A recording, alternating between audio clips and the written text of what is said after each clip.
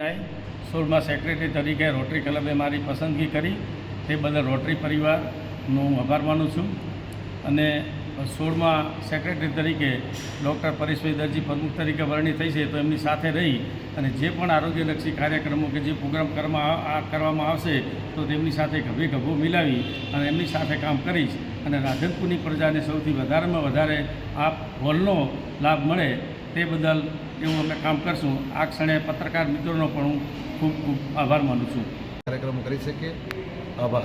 આપનો પરિચય.